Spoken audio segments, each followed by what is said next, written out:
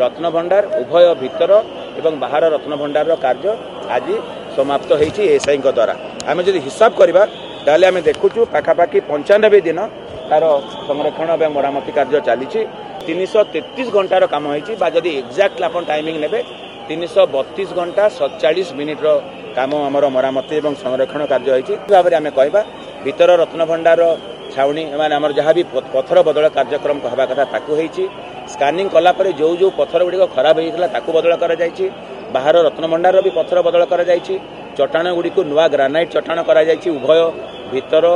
बाहर रत्नभंडार और जो संयोग कर स्थानटीर आमर